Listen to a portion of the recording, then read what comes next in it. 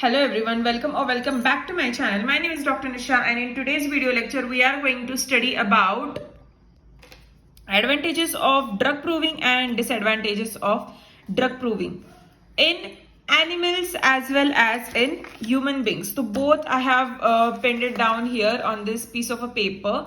So हम लोग ये difference देखेंगे and in such a way only you should be also writing it in your exam. But I have written in small points, but you can elaborate these points or even you can write this for 5 marks if asked. ठीक है? Then advantages of animal drug proving, and here I have written disadvantages of animal drug proving. Let's see the advantages first. So advantage क्या है? तो toxicological effects of drug. तो toxicological effects of drug can be known by animal drug proving. मतलब अगर कुछ poisonous हो जाता है या फिर टॉक्सिन हो जाता है बहुत सारा बॉडी में, अगर है ना वो एनिमल मर जाता है, then we can study on his body, but we cannot risk on the human beings to make that condition to be happened, क्योंकि बहुत सारे लोग एग्रेसिव हो जाएंगे, ड्रग प्रूविंग को रोक देंगे या फिर वो फैमिली अलाउ नहीं करेंगी उन पे एक्सपेरिमेंट करने के लिए. सो बहुत सारे और भी कॉन्सिक्वेंसेस रहे होंगे वो टाइम पे भी और ये वक्त पे भी होते हैं. इसीलिए हम लोग एनिमल्स को के ऊपर हम लोग प्रूविंग करते हैं, not on the human beings. Second point is if proving came out fatal experimentation can be done. अगर एनिमल्स पे अगर है ना कुछ हो जाता है, मतलब अगर एनिमल्स का डेथ हो जाता है, that time we can take their body, हम लोग उसका पोस्टमार्टम करके उनके ऊपर सारे एक्सपेरिमेंट्स कर सकते हैं. उनका बॉडी पार्ट्स निकालने के बाद हम लोग उस पर एक्सपेरिमेंट कर सकते हैं, डाइसेक्ट कर सकते हैं उसको. लेकिन हम लोग ह्यूमन बॉडी के साथ ऐसा नहीं कर सकते क्योंकि हमें वो करने का इजाजत नहीं देगा. वो पर्सन मरने से पहले ऐसे इजाजत नहीं देगा या फिर उसकी family members. So this is disadvantage. Then new and unknown substance can be proved. तो हम लोग एनिमल्स पे कौन सा भी नया सब्सटेंस प्रूव कर सकते हैं, कौन सा भी नया ड्रग प्रूव कर सकते हैं, कौन सा भी नया पॉइजन प्रूव कर सकते हैं. It is quite easy to prove. ठीक है. Then study of objective symptoms can be done. Also pathological tissue findings can be done. तो objective symptoms like runny nose, खांसी या फिर बुखार आना, this is the objective symptoms जो कि हम लोग फील कर सकते हैं, हम लोग देख सकते हैं. ठीक है. जो भी अटेंडी है वो. और सब्जेक्टिव सिम्टम्स मतलब अंदर ही अंदर होने वाले, लाइक मेंटल सिम्टम्स. तो प्यास लगती है तो हम लोग देख नहीं सकते कि उसको प्यास लगी है, तो वैसे काइंड ऑफ सिम्टम्स. ठीक है. तो ऑब्जेक्टिव सिम्टम्स हम लोग देख सकते हैं ना डॉग्स के ऊपर या फिर कोई भी और एनिमल्स के ऊपर. एंड टिश्यू फाइंडिंग्स, डेथ के बाद हम लोग उनका टिश्यू निकाल के एग्जामिनेशन करके हम लोग tissue findings, that is pathological tissue findings भी हम लोग कर सकते हैं. ठीक है. Now disadvantages of animal drug proving. Disadvantages में क्या आता है? तो subjective and mental symptoms. Obviously अगर पेशेंट या फिर वो प्रूवर आपके साथ बात नहीं करेगा, आपको एक्सप्रेस नहीं कर पाएगा, तो मेंटल सिम्टम्स तो ले ही नहीं सकते आप. और सब्जेक्टिव सिम्टम्स का तो सवाल ही नहीं उठता. बिकॉज हमें अगर प्यास लगी है तो हमारे फ्रेंड को नहीं समझ में आता, तो अगर एनिमल्स को लगेगी तो हमें कैसे समझ में आएगा और वो कैसे बताएंगे उनको प्यास लगी.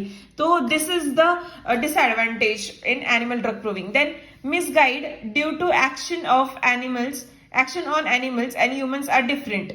क्योंकि हमारी और उनकी एनाटॉमी थोड़ी सी डिफरेंट है, थोड़ी नहीं बहुत ज्यादा डिफरेंट है, बट स्टिल थोड़ी बहुत तो सिमिलर है. इसीलिए हम लोगों को वो मिसगाइड कर सकते हैं, वो सिम्टम्स के ऊपर थोड़ा बहुत चेंजेस दिखा सकते हैं. एनिमल्स का ससेप्टिबिलिटी अलग रहता है, ह्यूमंस का ससेप्टिबिलिटी अलग रहता है. एनिमल्स पे कुछ पोटेंसीज अच्छे से वर्क करेंगी, कुछ पोटेंसीज अच्छे से वर्क नहीं करेंगी. सिमिलरली वही पोटेंसी जो एनिमल पे अच्छे से वर्क की है, नॉट ऑलवेज की है ना ह्यूमंस पे भी प्रूव होएगी उतने अच्छे से. सो ये डिसएडवांटेज है. Then modalities is difficult to know. हाँ ऑब्वियसली अगर दिन में उनको तकलीफ हो रही, मतलब वो वर्बली बता ही नहीं सकते, वो ये कुछ शो ही नहीं कर सकते, तो हमें मोडालिटी कैसे पता चलेगी? हमें पता ही नहीं चलेगी. Then susceptibility can't be known because obviously animals है तो उनका बेयरिंग कैपेसिटी अच्छा रहेगा. लाइक ठंडी में या फिर उनका थर्मल्स भी पता नहीं चलेगा. I haven't involve that point, but या मतलब एनिमल्स का स्किन काफी मोटा होता है. एनिमल्स के पूरे बॉडी पे हेयर्स रहते हैं, हमारे भी रहते हैं, बट हमारे हेयर्स का टाइप टेक्सचर अलग रहता है, लेकिन एनिमल्स का टाइप टेक्सचर बहुत अलग रहता है. सो दिस इज क्वाइट डिफरेंट. ठीक है. तो ससेप्टिबिलिटी नहीं, थर्मल्स नहीं, जनरल्स मोडालिटीज कुछ भी हम लोग पता नहीं कर सकते एनिमल ड्रग प्रूविंग में. Then anatomy is different which I have told you previously. अभी देखते हैं हम लोग advantages and disadvantages of human drug proving. तो ह्यूमन ड्रग प्रूविंग में क्या एडवांटेजेस है वो पहले देख लेते हैं।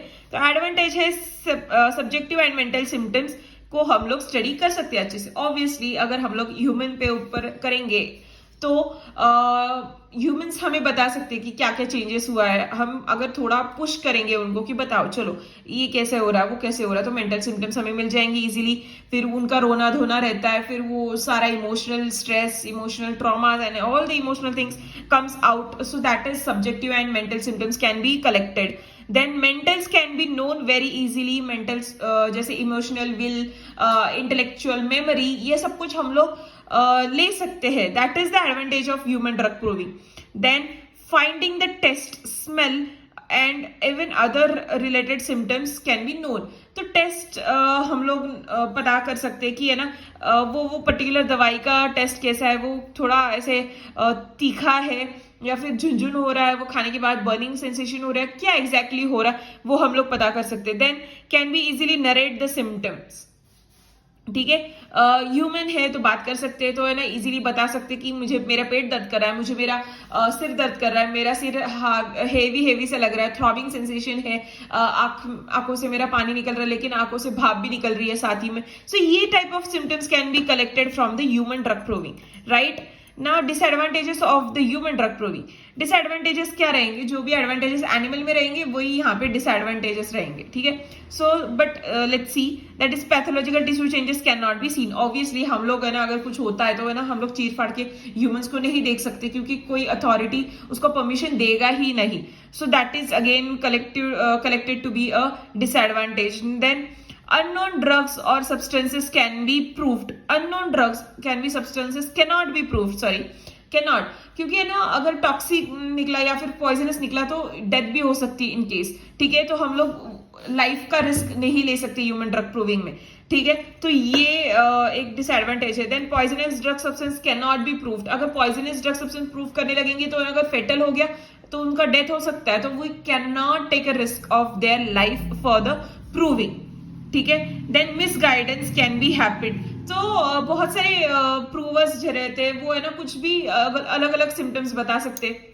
मतलब अगर उनका सिर हेवी है तो दे कैन मिसगाइड यू कि है ना वो बता सकते कि नहीं मेरा सिर बहुत दर्द हो रहा है, हेवी नहीं है, दर्द बहुत हो रहा है, बहुत दर्द हो रहा है। लेकिन अगर उनका congestive throbbing type of headache रहेगा फिर भी वो बता नहीं पाएंगे, तो हम लोग कलेक्ट कैसे करेंगे वो पर्टिकुलर सिम्टम। तो ये ऐसे टाइप से हम लोग मिसगाइड हो सकते हैं।